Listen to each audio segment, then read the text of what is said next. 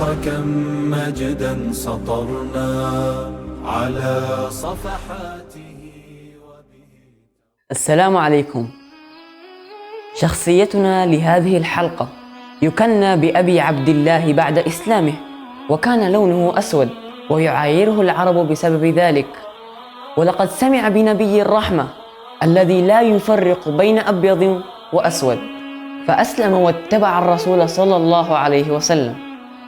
إنه بلال ابن رباح الحبشي، يعود أصله إلى بلاد الحبشة التي هي بلادنا الحبيبة إريتريا، فكان يعرف ببلال الحبشي قبل إسلامه، وبعد إسلامه قد تغير لقبه وأصبح مؤذن رسول الله صلى الله عليه وسلم.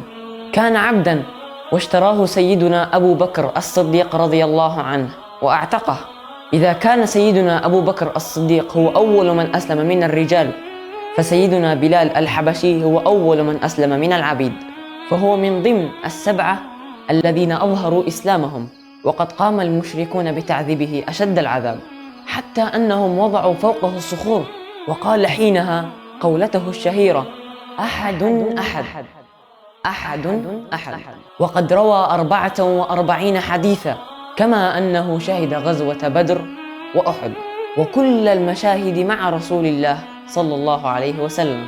وقد بشره رسول الله صلى الله عليه وسلم بالجنة بسماع صوت نعليه في الجنة. وقد توقف عن الأذان بعد وفاة الرسول صلى الله عليه وسلم، بل ترك مكة كلها وذهب إلى الشام. ويقال أنه عندما قدم سيدنا عمر بن الخطاب إلى الشام فطلب من بلال أن يؤذن، فأذن، فبكى كل الناس لتذكرهم لرسول الله صلى الله عليه وسلم.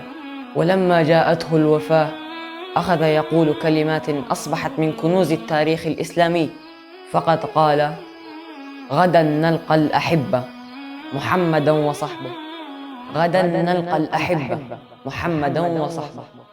فقالت زوجته: وويلاه، ورد عليها: وفرحاه. توفي سيدنا بلال بدمشق سنة 20، ودفن عند الباب الصغير في مقبرة دمشق، وكان عمره حينها قد تجاوز 60 بقليل.